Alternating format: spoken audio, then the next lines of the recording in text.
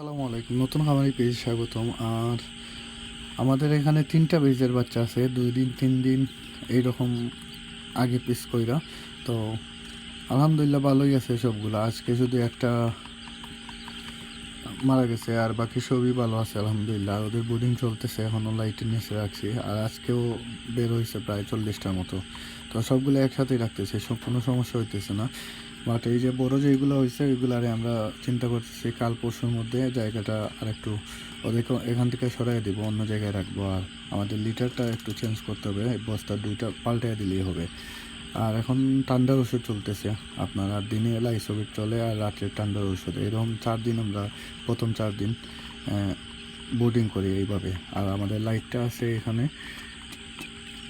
এই লাইটের সাথে একটা আপনার ওই যে তাপমাত্রার আছে, মিটার লাগানো আছে। তো এটা অটোমেটিকলি, ওইটার জন্য আমার বিদ্যুৎ বিলটা অনেক সাশ্রয় হয়। তো আপনারাও এইরকম চেষ্টা করবেন, এইরকম দিলে ভালো। আমি এখানে 37 রাখছি আজকে, আজকে 35 ডিগ্রি রাখছি। আর এটা অফ হবে আপনার 34 ডিগ্রিতে, এই যে 34 ডিগ্রি এখানে। তো এইভাবে আমি এখন ওষুধ করি। আলহামদুলিল্লাহ আমার মৃত্যু হার অনেক কম আমার ব্রিডিং অবস্থায়, আলহামদুলিল্লাহ আমি শিখতে পারছি। তো সবাই দোয়া করবেন আমার জন্য। আসসালামু আলাইকুম।